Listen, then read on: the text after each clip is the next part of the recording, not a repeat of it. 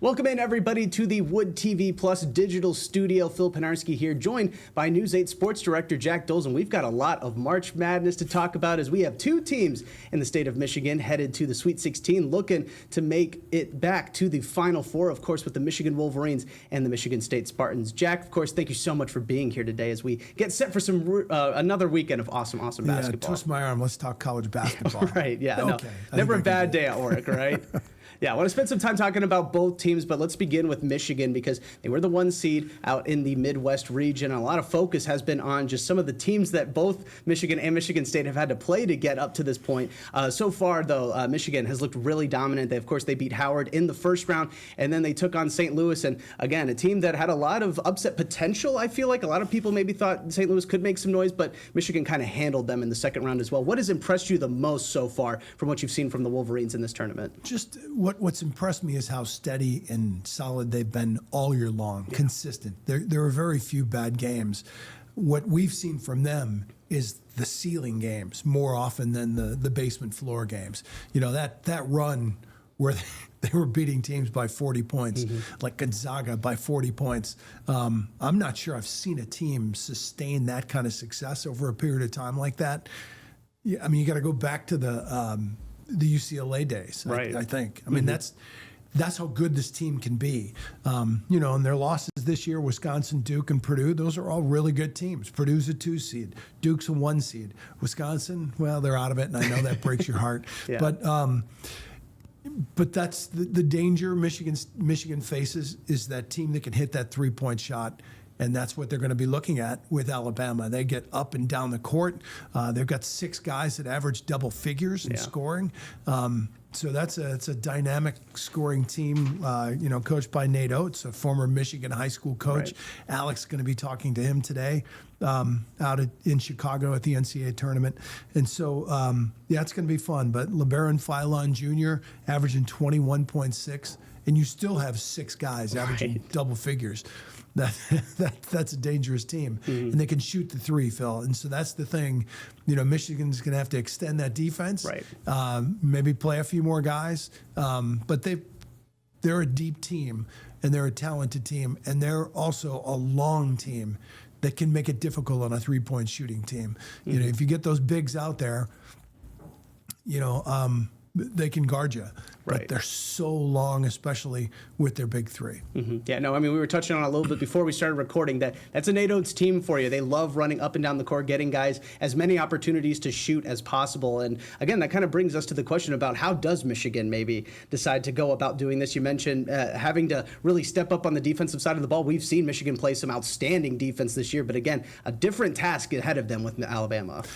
It is, but I think Michigan is Michigan. Just be yourself, because you've proven that when you play your best basketball, there isn't anybody. And I think if they play their best basketball against Duke, they beat Duke. I think that is the most talented team in the country is Michigan.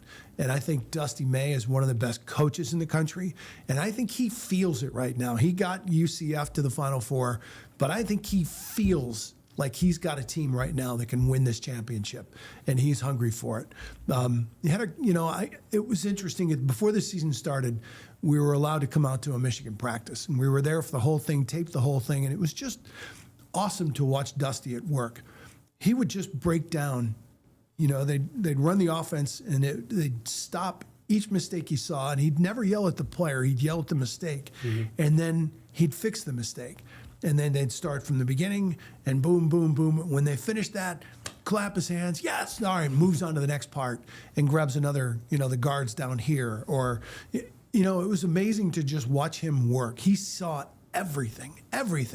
On top of it, the guys really relate to him. They'd stop a couple of times in practice, gather as a team in the middle of the floor, and it was really fun to watch him work. He's a different guy than Tom Izzo. Tom Izzo's a fantastic coach. Dusty May's a fantastic coach. They're two guys that get to where they want to get their own way. Dusty May he learned under Bobby Knight. He was a student manager at Indiana. And he's also very happy and content. I hear his name being thrown around for North Carolina. I'll bet you $1,000, Phil, he does not go to North Carolina. Yeah. Because what he told us after he turned down his alma mater, he's from Indiana. He went to Indiana. He was a student manager there. And as soon as they came to him, Michigan took care of him. Right. And he told me, you don't mess with happiness. And right now he's got his son on the team. He's got another son, Eli, who's a student manager on the team. In his contract, his wife gets to fly to games and be there. So he's surrounded by his family. His team is his extended family. I think he's really happy where he is. And he's proven in 2 years that he can make this one of the best programs in the country without question. And I think he'll be able to sustain it. If he leaves somewhere, you have all these different unknowns. Right. But I think he's really happy where he is. Yeah, well, I know a lot of Michigan fans are really happy to hear you say that because, again, what Dusty May has been able to do in these 2 years has been very impressive. But, again, I feel like there are a lot of expectations, especially on this season for Michigan. And, they did make it to the Sweet 16, and Dusty May, has said that he has his sights set on bigger and greater things. But let's say that Michigan does fall to Alabama, or maybe they fall this weekend and fail to reach the Final Four. I mean, how do you kind of view this season, I guess, in retrospect then? Do you view it as maybe a lost season or maybe, a step in the right direction maybe for the Wolverines? I view it as a great season that they didn't finish the job. They want to cut down the nets 2 more times. They want to cut them down to get to the Final Four, and they want to cut them down when they win the national championship. That is their ultimate goal. The Big Ten tournament, they wanted those nets, but I don't think they were quite as worried about that. What Dusty has said is, when I put these guys on the floor, they go out there and they want to compete and they want to win. There was no letting up. Right. Purdue beat them that night, and they'll learn from that. And, they came out kind of a little listless in that first game of the tournament against Howard. I think they thought maybe they'd just waltz through that, no problem, but they learned a lesson there. It's like, all right, you better come to play in the NCAA tournament. And, they definitely came to play against St. Louis. You saw a really high level of basketball from both teams. St. Louis played really well, right, and got smacked. It was 95-72. They walked away playing well and got their butts kicked. Right. And I think that's a sign that Michigan right now understands the players. A lot of these guys have been through it, but now they've been through it together. They understand that they better come out right away. Right. And they know how dangerous this Alabama team is. They know how offensively explosive they are. So they're going to have to compete on both ends of the court here. But, there aren't too many teams that can compete with this length that Michigan has. With Morez Johnson Jr. and Axel Lindeborg and Adai Mara. Those 3 guys have all long arms. They're big. Morez Johnson Jr. could be a tight end in the NFL. I'm convinced. Right. He's a specimen. And when you get those 3 really going, Axel can hit you from the outside. He can explode to the rim. He's a high-level talent that I promise you will play in the NBA. And Adai Mara is playing his best basketball of his life right now. And you see it at both ends. But, boy, when he gets the ball inside, he's almost impossible to stop lately with his moves and his footwork, but also his passing. He's a great passer. So Michigan guards just have to play really well.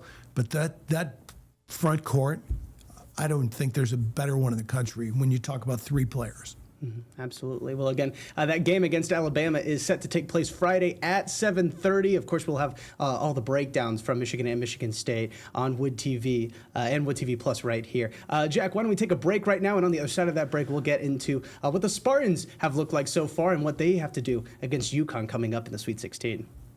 And welcome back, everybody, to the Wood TV Plus digital studio. Phil Penarski here, joined once again by Jack Doles. And we are, of course, talking about the 2 Michigan teams that are currently in the men's NCAA tournament, Sweet 16, and are getting set to potentially reach the Final Four once again. We just finished talking about the Wolverines now. Let's focus on the Michigan State Spartans, who also had, I think it's safe to say they were probably placed in the toughest region in this year's tournament. And even the first 2 rounds, I mean, they had to go up against some pretty tough teams. I mean, they had to take on a North Dakota State team who we've seen in the past pull off some pretty big upsets. Then they had to take on Louisville, and I know that Louisville team was a bit depleted, but still another great team. And now they have to go and take on the UConn Huskies, who are the number 2 seed in this region. Before we get into that matchup, because that is a hotly excited matchup, I'm very excited for that. But let's just talk about what we've seen from the Spartans so far in this tournament. What have you liked the most out of these Michigan State Spartans? I just like their toughness. I mean, this is one of, I think, Izzo's tougher teams. Right. And it starts with Jeremy Fears. I know there's a lot of Michigan fans that'll be complaining about, his foot kicking out and this and that. But, man, can he play basketball? And he's been distributing so well. He 15 assists, 12 assists in the first 2 games. He just makes that offense sing. Cohen Carr is so explosive. You got 2 big men in Cooper and Jackson Kohler who can shoot lights out, who are, Cooper, I think you're seeing, is more athletic than than he's shown. Right. He seems like he's been freed a little bit. And, some of the young guys, if they're hitting some of these outside shots, if you're getting some of the young guys getting hot, this Michigan State team, Izzo loves this team. You can tell. He really enjoys coaching them because they listen, they fight back. When he challenges them, they challenge him.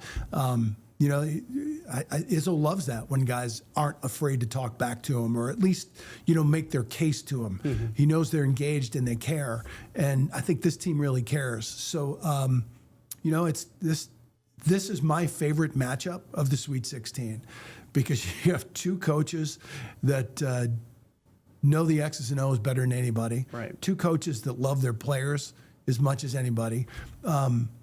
This UConn team, oh my goodness, Caravan, he's already got 2 national championship rings. He's chasing a 3rd, and he's played lights out in this tournament. And when he's playing really well, and I think, he knows this is it for him. College basketball ends as soon as he loses, which every senior has. Right. But this is a guy that's chasing a 3rd ring, and he knows what it takes to win. And Terrace Reed Jr., Michigan fans must be looking at this going, how did we let him get away? Yeah. Why isn't he still in maize and blue? Yeah. He has been an absolute beast in this tournament, rebounding and scoring. His body is just, by Zeus, another guy that could play tight end in the Absolutely. NFL. This is going to be really fun. Starts with that coaching matchup, but then just some hard-nosed guys that in this UConn offense is really intricate. They run it really well. And so Michigan State, they need to be at their toughest. Yeah. They need to rebound like Spartan dogs. And, it'll be interesting to see. Cohen Carr has really elevated his game in the tournament, which I had predicted to some people earlier. And I think he's a big X factor here. But, if they've got Jackson Kohler knocking down 3-pointers, and if they can get some space in there, I think they're going to try and work the big men inside and see if they can get Terrace Reed Jr. into some foul trouble. But that's a deep team as well. So this is going to be an extraordinary game to watch. I can't wait for it. Yeah, no, this game and the other game in the East region. I kind of want to spend some time talking about this East region because I said it's probably one of the toughest regions I've ever seen in an NCAA tournament. Of course, you had the number 1 seeded Duke Blue Devils, but you also had Ohio State, which, put up some fights in the Big Ten this year. St. John's, who's also in the Sweet 16, they had to go through Kansas and Darren Peterson as well earlier. I mentioned Louisville. They were depleted, but again, another top team. And then you also had UCLA in this mix as well, who we saw kind of take care of business against the Spartans in the Big Ten tournament. So, I mean, again, my question goes out to you, Jack. Can you remember a tougher way of getting to the Sweet 16? And again, we're not even at the Final Four yet. This is the Sweet 16 only. Yeah, I mean, this is definitely the toughest bracket, and it was said by a lot of people as soon as it came out. It was like, whoa, this is going to, Michigan State's going to have to earn it to get there. I mean, you always have to earn it, but they're really going to have to earn it. And Izzo's going to have to earn it because right now, I mean, you're looking at Danny Hurley, who's won 2 national championships, Rick Pitino, who's one of the greatest college coaches. I know there's so much baggage on Rick Pitino, but in game, man, that guy can coach. And he's got a St. John's team that plays with toughness. I mean, this is not only the most difficult region, it's also the toughest region. Right. Because you got teams that are scrappy and will fight you. So Duke is if Duke's going to get out of here as the 1 seed, boy, they're really going to have to earn it. And I'm shocked that the overall number 1 seed got by far the toughest bracket of all. Right. Yeah, to think that you have to go through a really good St. John's team, the Big East champs, just to get to the Elite Eight. Again, I mean, everybody is really facing it here. You know, it's Phil. It's unfortunate, and I know Danny Hurley said this too. It's really unfortunate that they put those 2 Big East teams in this same region, Right? Because I think they would have loved the opportunity to have Rick Pitino in another region and Danny Hurley here, and maybe meet up in a Final Four. But because they stuck the 2 best teams in the Big East in the same region, how does that make any sense? You know, they're going to have to get through each other, Right? Or, you know, survive these first 2 games here to see each other. But it would be a better in the Final Four. But if it's in the Elite Eight to get to the Final Four, that's going to be a great game as well. But I'm not so sure that we're going to see those 2 Big East teams survive these 2 contests. Right. Yeah, I was going to ask, you know, you touched on it a bit earlier, Jack, but for Michigan State to get past UConn, we'll focus on maybe potential Elite Eight matchup as well. But just to get past UConn, I mean, what is the one thing that you would say that the Spartans really need to accomplish? Well, Jeremy Fears has to continue playing at the level he's playing. Cohen Carr needs probably an early dunk or 2, Right? that just gets the Spartan fans going nuts.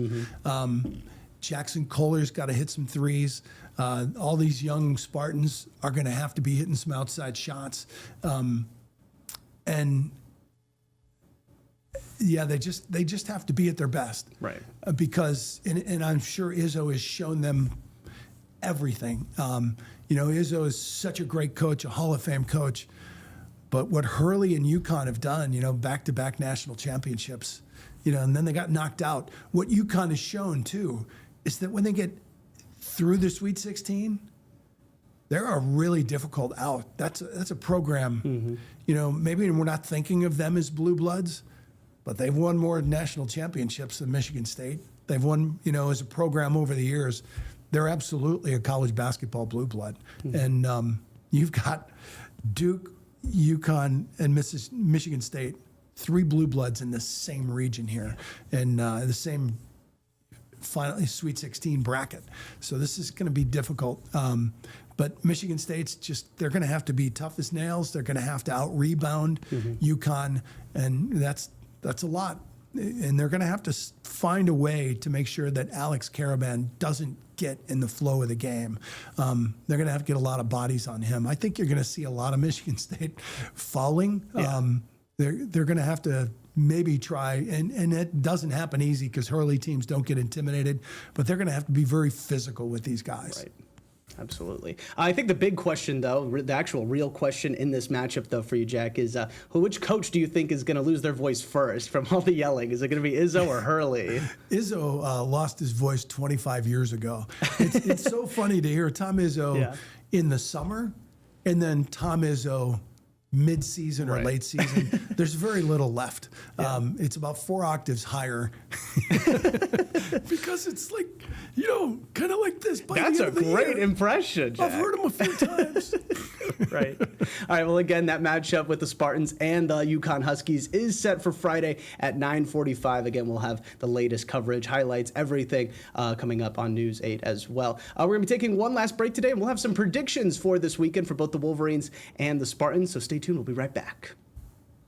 And welcome back, everybody. We're breaking down the NCAA tournament for this weekend as we have both the Sweet 16 matchups and the Elite 8 matchups this weekend. And we want to get into some predictions now for not only the Michigan Wolverines and the Michigan State Spartans, but really the Big Ten in general. Jack, there are 6 teams from the Big Ten in this year's Sweet 16, an incredible milestone. I honestly can't think of another time when there were that many teams from one specific conference in the Sweet 16. And there is a possibility that we could have 4 Final Four teams from the Big Ten. What is the likelihood of that in your mind? Slim to none. Yeah. I think it's great that they got 6 into the Sweet 16 because there have been a lot of years where, you know, Michigan, the Big Ten's gotten more teams than people thought, and then maybe they get 2 or 3 into the Sweet 16. Right. This shows a sign of depth and strength. Now we find out what the Big Ten's made of. I'm certain Michigan gets there. That's the team that when the bracket came out, I put Michigan in the national championship game right away. I'm that confident in this group and how good they are. Michigan State, boy, this bracket, I had them losing to St. John's. Right. When I filled out my bracket. My bracket stinks, so take solace in that, Spartan take fans. it with a grain of salt. Right. I absolutely think Michigan State can get there, but this first game they've got to get by on Friday night is just, this is a beast. Right. And UConn's playing really well right now, and Hurley almost looks at ease. He didn't look like his brain was going to explode out of his head in the first 2 rounds. Yeah. So, I still think St. John's. Yeah. I like St. John's in that bracket. Mm-hmm. Yeah. No. And I think maybe the Big Ten gets 2 teams in there. Tonight will be a big one. Can Illinois beat Houston? Right. Houston, boy, that's a great team. All their losses have come against ranked teams. They've beaten a few ranked teams. Illinois is really talented, and I like Brad Underwood. I think he's a very underrated coach. First time I saw Brad Underwood coach was in NCAA tournament when he was at Oklahoma State and took on Michigan State, and I just watched that offense. It was like, ooh, this is different. And then Illinois hired him right after that. I was like, this guy can do pretty well at Illinois. Yeah. And Illinois hasn't gone as deep in the tournament in a while as I thought maybe they should have, but we'll find out a lot tonight. If Illinois beats Houston, I think Illinois gets to that Final Four. Right. And then maybe that's the second Big Ten team. I don't know. Purdue feels like they should be a Final Four team often, and they just stub their toe often. But they've also got a senior guard, and I love when you've got great guards this time of year. Definitely. And Braden Smith is he's a really good guard. Again, they've got the size inside, and that's a good team, but. And they shouldn't have any trouble with Texas, but this is the kind of game they've lost in the past. Absolutely, yeah. Again, it's going to be an awesome, awesome weekend. March is always the best time of year, in my opinion, especially with the NCAA tournaments going on. I mean, this is just going to be another great weekend, hoping for the best for both the Spartans and the Wolverines. And, of course, as I've mentioned multiple times, we are going to have the full breakdown of everything from this weekend, both the Sweet 16 games and the Elite 8 games on Wood TV, also right here on Wood TV Plus. And you can always stay up to date on everything whenever you need to find out the latest information just by heading on over to our website, woodtv.com. Jack, thank you so much for stopping by today, and hopefully we'll be talking again next week about some potential Final Four matchups. And I think next week we're going to be talking about Darius A. Cuff Jr. Absolutely. A Michigan kid, John Calipari, when he's got a great guard, goes deep in tournaments, and he's got a great guard. Perhaps the best in the country right now. Yeah, definitely up there. Yeah, I can speak from experience. I was down in Memphis when he had Derrick Rose on those Tigers teams. Yeah, when Calipari's got that point guard he can trust, it's a totally different ballgame. So be exciting to see what a lot of these teams are able to do. But again, I want to thank everybody so much for tuning into this latest production from the Wood TV Plus digital studio. I'm Phil Pinarski, and hope everybody enjoys the weekend of games.